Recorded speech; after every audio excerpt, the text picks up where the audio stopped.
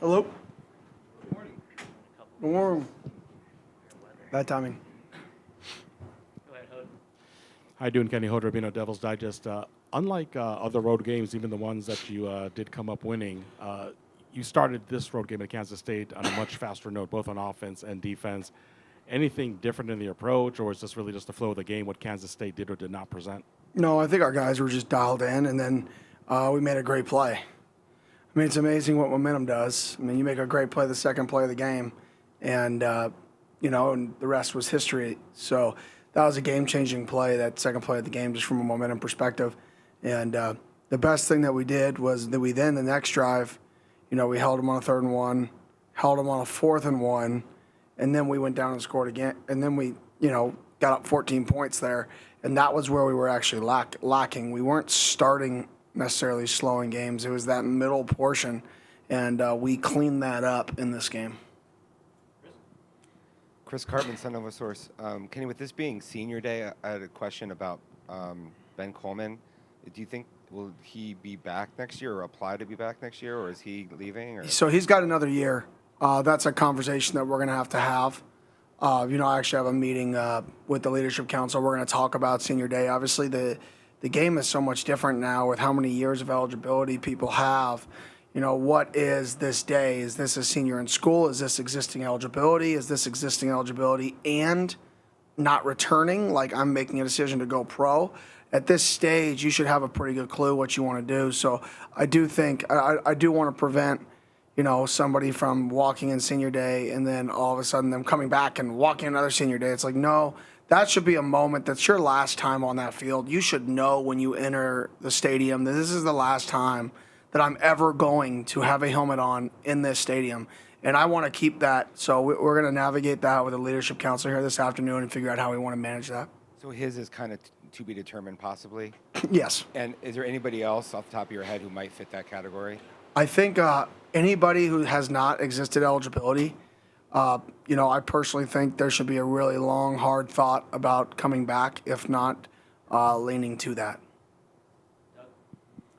Hi, Kenny. Doug Howler, The Athletic. I think you were asked after Saturday's game if you saw this coming in at the beginning of the season, and you said with all the transfer maneuvering, it was hard. When did you see that something like this might be possible? To say I saw us being at 8-2 and said, "Oh, this is what I expected." You always expect to win. I don't know how to explain it. I don't look at the macro very much of how many wins are you going to achieve. It's so hard because it's one play away. We're 4 plays away from having 4 losses. That's just we're a couple plays away from having 10 wins. That's the nature of football. So, I've never looked at it like that. I always look at it man, we could win every game on our schedule. No, we could lose every game on our schedule too, but we could win every game. So when I noticed it was like I said, the Mississippi State game, the first half of that game, when we came out and, we were physical, we played hard, we played with a passion, and then just the guys' camaraderie throughout it was when I was like, okay, these guys, they got something to them. And I always knew that, but it was when you see it live in a game setting, it kind of confirmed that, all right, we got something about ourselves. If I could. Right, Jordan, Jay Garcia, and Ryan. Oh, Hey, Coach, in the back here, way back. oh hi. Look at this, huh? How you doing? Hey, what does it mean to you and this program, the coaching staff, to be finally getting some national recognition and be ranked and where you're at? Oh, yeah, I'm making a huge cut-up of all the great things being said about us. I really am. Showing it to the team, we've made it. So that's what I'm telling them. We've made it. You guys have accomplished it. You guys did what you wanted to do. Here are all the awesome things being said. And we still have a football game to play. It's so just comical to me. I could care less. It's just comedy. The only thing it's positive for is, recruiting. That's real. We've already sold out. There was somebody sent me, there was 1,000-person wait line for tickets. That should be every single game.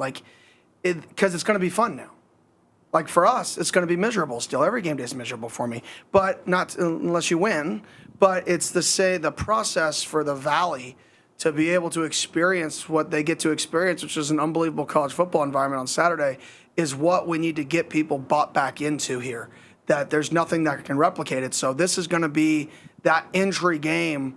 We haven't had one like this yet since I've been here. This is going to be the game that people can really, feel, wow, this is fun. This is exciting. And quick follow-up, Coach, just how important is it to be playing number 14 BYU this weekend when you're ranked where you are? Oh, it's huge. I mean, they're ranked above us, and, they have one loss in the football season. They're very close to being undefeated in the season. And it's a great challenge for our guys, especially, at home, especially if we're coming off an emotional win. They're coming off an emotional loss. We both somewhat control our own destiny.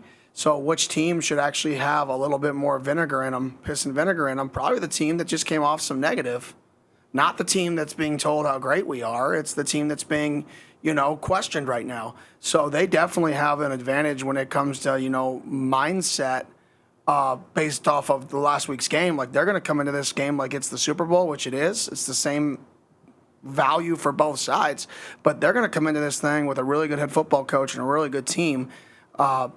Expecting to win and playing with a little bit of something extra. Jordan, Jake, Ryan. Hey, Kenny, Jordan, Ham Sports 360 AZ. For the casual fan, it's tough to see all that a center does. But for Leaf entering his senior day, how has he changed the culture, and what are some of the things behind the scenes, on the field, off the field, that he has done for this team? Yeah, his consistency is remarkable. He's like, he's the same person every single day. Shows up, works really hard, really good person, makes good decisions on and off the field. He loves football. He has a lot of fun. He does this thing, Katriga. I don't know what it is, but he does it all the time. I haven't quite figured it out, but you can ask him. And he's what the program wants to be about. And to see him, it's just awesome to see him. He's going to have a very successful life in whatever he chooses to do. Hey, Kenny, Jake Garcia, 12 News.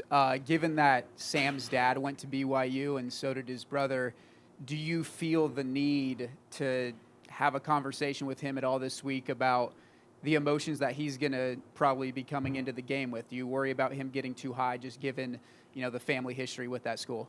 No. Sam's emotionally involved every game. He's super competitive. I mean, you guys saw the videos after the games of him screaming, jumping around.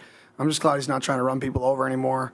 But that's who Sam is. That's what makes him different, is he's just so passionate about the game that I don't know if he can raise his passion level. Like, it's already at the tip top. I don't know if he has a higher level. Maybe he does, but that'd be a shock to me because he always plays this game with an unbelievable passion and care level. So not much to talk about from that perspective. Just another football game, one game at a time. Go take care of business. Go play as hard as you can and try to win. Ryan and Damon. Yeah, Coach Ryan Myers, Devil's Digest. Jordan Tyson adds to the list of players who have won individual Big 12 honors this week, winning Offensive Player of the Week for you guys. What does that mean for you as a coach for this program, having so many different players that have been able to win individual accolades along with the team overall success? Yeah, it's amazing that you get selfish awards when teams win. And we talk about that all the time. People get drafted when you're on a winning team. You get awards when you're on a winning team. You don't get those things, right, when you're on a losing team.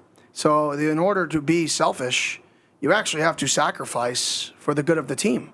Because if you don't make the sacrifices to make the team good, then you're never going to reap the individual rewards maybe you deserve. And I think it's just a great testament that our guys have really bought into the team mentality. And then you see guys getting individual rewards for that team mentality. Because nobody's out there playing this game selfish right now on our football team. Are they making, did Jordan have an incredible night? Yes, he did. And he deserves all the awards he deserves. But if you ask Jordan, he'd give away the award to make sure we won the football game. And that's kind of the mindset of our team. Damon and Max. Hey, Coach, Damon Allred, Arizona Sports. What are your impressions of Coach Sitake, not only this season, but over the last several years as well? Well, he's one of the best defensive minds in football. We've played him. I've played him multiple times. Phenomenal defensive coach. He's he's definitely in the top 3 of just best people in the profession from a head coaching perspective. Like, you would want to have your child play for him. Like, he's just an unbelievable person. You can just see his energy with the players, his connection with the players. That's why they play really hard for him, and they play extremely hard. I mean, this team plays hard and physical because the connection that you can see that he builds.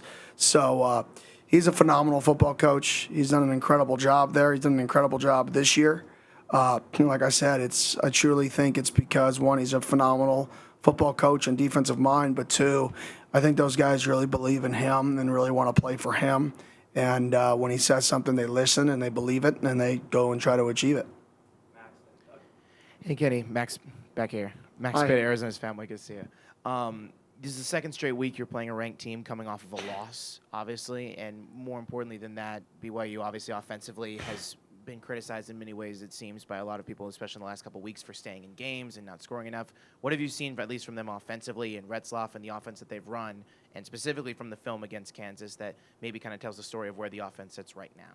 Yeah, I don't really worry about people criticizing people. We were told last week we didn't play anybody and we sucked. So if you listen to what other people's perspectives of teams are, you're gonna get lost in the stuff that doesn't matter. What matters is their football team has one loss. They find ways to win. Their quarterback extends plays. He makes plays in big moments of the games. He's hard and slippery to get down. They run the football really well in some football games. They've been really, really efficient. And then they're really good with the turnover margin. So in terms of their offense, they actually run a lot of the things we run. Like, there's actually a ton of similarities between schematically what they do on offense and what we do on offense.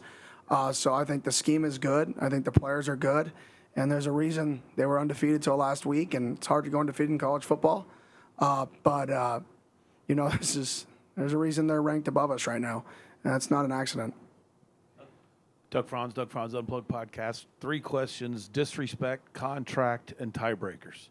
Number one, you've mentioned a couple times yesterday or Saturday and just now that the players were sick of it, that you kind of played off how many people have been against them media-wise, prognostication, yet you counted who actually said you were going to win. So did you actually take that a little personal, disrespect-wise? No, I just play off of it. I really don't care. It really doesn't matter to me at all. The guys definitely, 18 to 22 years old. I've said it before. If you think these guys aren't on social media, like, you're living under a rock. Like, that's all they do. Like, you get on the bus and everybody's reading every nice tweet or bad tweet about us, right? So they definitely had a little bit of extra energy because of that. You could kind of feel it in pregame meal. Second question, Indiana just raised the bar for everybody has a coach that's done well earlier than anybody expected. Are you in contract talks with the university? I personally am not. I'm not worried about me. I'm worried about our assistants right now. Then I'm worried about our players in NIL. So I'm worried about, everybody else associated with the program, everybody else that's making us successful right now. And number 3, you control your own destiny except for one strange scenario. Did you actually look up tiebreakers? Do you know them? Do you care about them? Oh, I have no clue. I literally have no. Somebody was telling me if we win and somebody else loses, and then like ranch dressing falls on a wing, I don't really know. It just play the very best you can play, prepare the very best you can prepare, and like I told the guys last week in my leadership council meeting, like, don't get lost in the sauce. Like, just be the very best we can be over and over again, and wherever we end up is the best we could have ever done. That's it. Like, you can wish and hope, but if you just play the very best you can play and prepare the very best you can prepare, then regardless of what happens, it's the very maximum you could have ever achieved anyways. So what else do you want? So I have no clue the tiebreaker. Some of the players probably do. I couldn't even tell you. Blake. Hey, Kenny, back here. Blake Neiman, Sun Devil Source. Your message from the beginning has been to activate the Valley, to have a game in November, a ranked game with significant impact late in the season. What does that mean for you, the program, the team, everything? Well, Great environment, right? The one thing I would say is if you have tickets and you're an ASU fan, make sure they go to ASU fans, right? There's a lot of BYU fans in the Valley, right? So let's make sure if you're an ASU fan and you own a ticket and you're selling it or you're giving it away, make them show you an ASU hat or an ASU shirt, show something ASU in order to get that ticket. Because I mean, I think it's one of the most expensive tickets in college football right now, are the tickets to this game on Saturday. And that's super exciting just because the environment for the guys when they run out of the tunnel, that's real.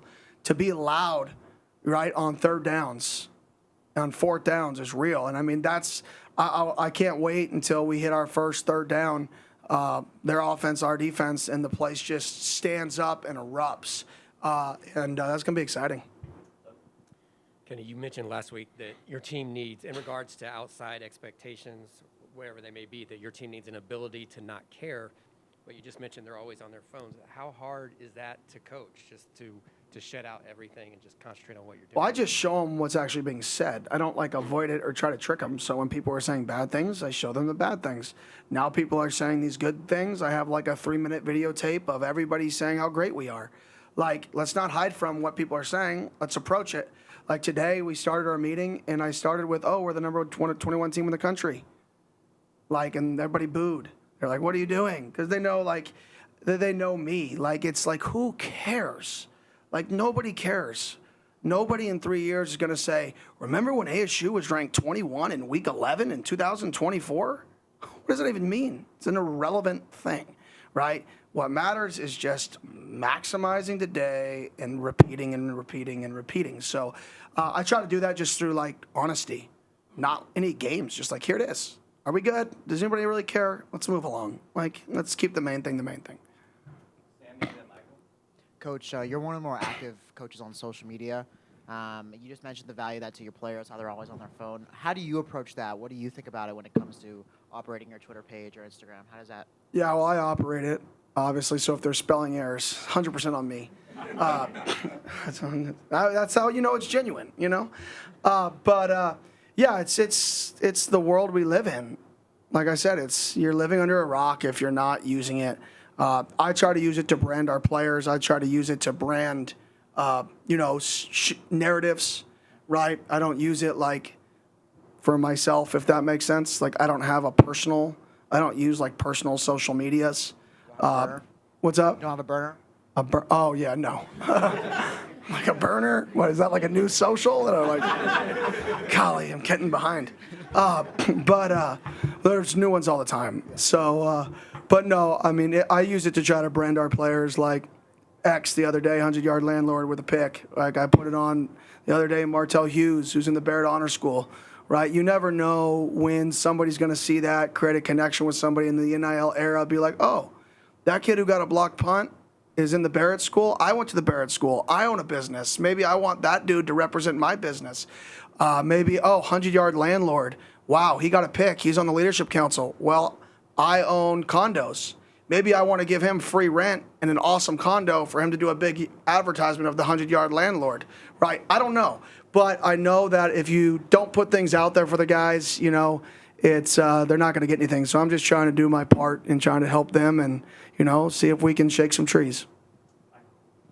Hey, Coach, you're talking, obviously, the defense. I mean, overall, solid performance. But Shamari's performance, causing the first interception, the fumble, and then fittingly getting that last interception. Just your thought of it, his attitude going into the whole game and just the way he performed and how it rubbed off on the defense. Yeah, he's playing at a high level, very high level. His move to nickel, I think, was really good for him with his physicality because he's a very, very physical nickel.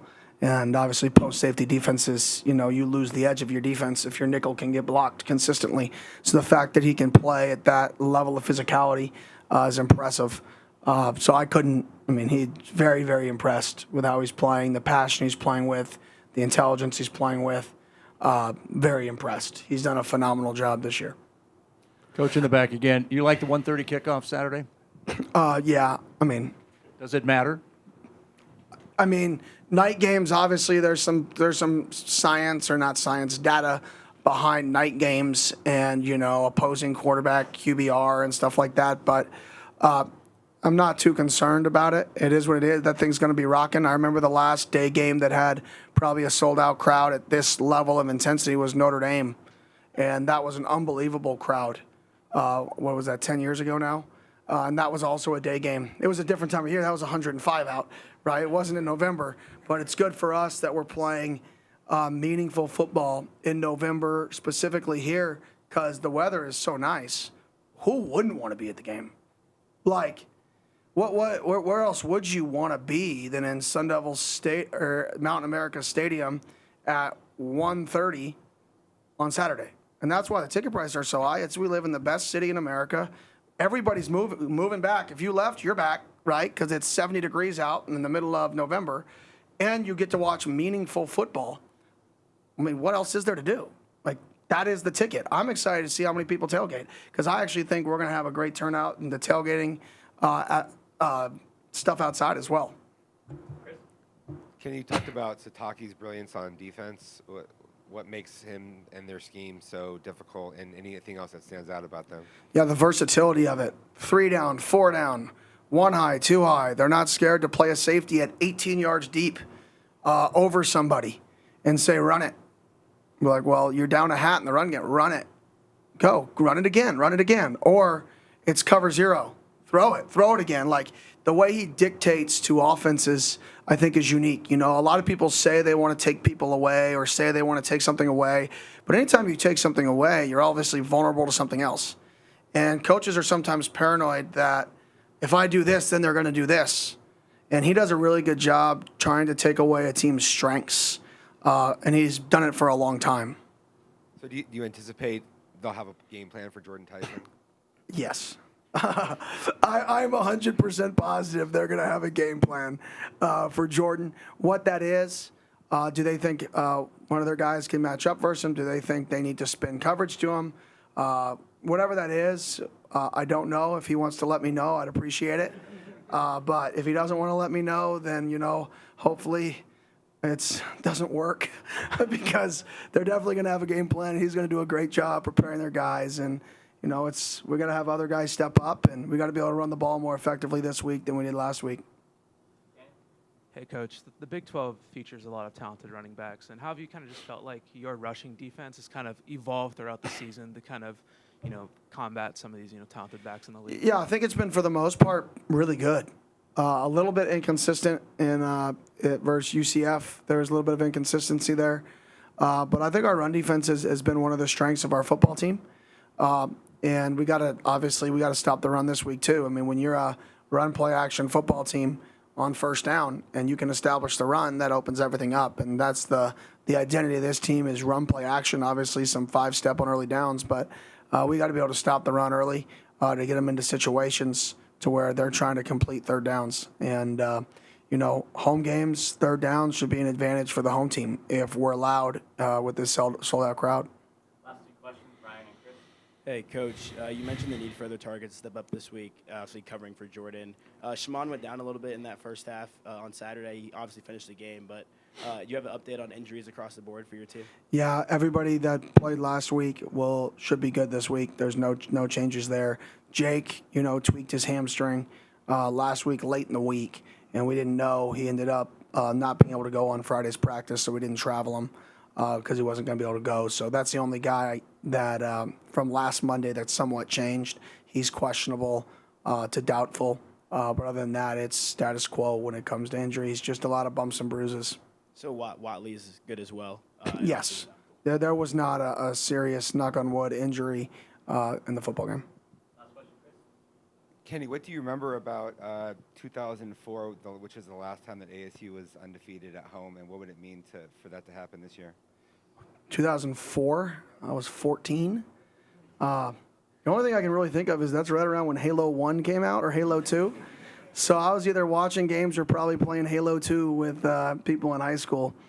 That's really all. I was a freshman in high school. I was in the Junior Little League World Series. We were 1 game away from making it to the World Series. We lost to Hawaii that year, but yeah, not much other than that. What would it mean, though, for that to happen this year? It'd be awesome. I mean, we talk about, you know, you got to protect home field. You know, Coach Hines Ward brought a mentality. He said something to me after the second home game. He's like, yeah, we used to talk about in Pittsburgh all the time. Just win at home, split on the road, and you're always in the playoffs. You'll always have a good year. Just win every game at home, split on the road.